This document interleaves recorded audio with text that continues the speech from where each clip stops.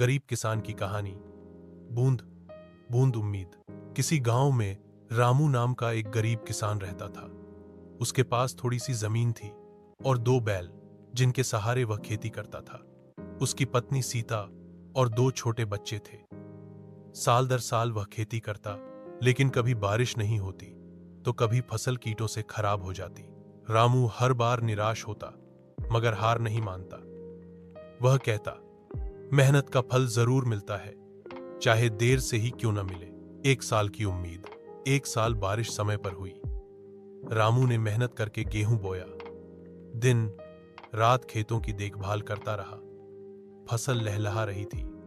उसके चेहरे पर पहली बार मुस्कान थी, लेकिन तभी गांव में टिड्डियों का झुंड आ गया। पूरे गांव की फसल तबाह कर दी, रामू की भी। सीता रो पड़ी। बच्चों ने पूछा, अब हम क्या खाएंगे? रामू चुप रहा, लेकिन उसके दिल में आग जल चुकी थी। उसने न ठान लिया, अब वह सिर्फ किस्मत पर नहीं, ज्ञान और नई तकनीकों पर भी भरोसा करेगा। नई राह।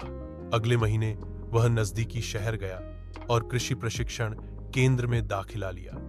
वहां उसने सीखा कि कैसे कम पानी में खेती हो सकती है, जैविक खाद कैसे बनती है और कीटों से फसल को कैसे बचाया जा सकता है।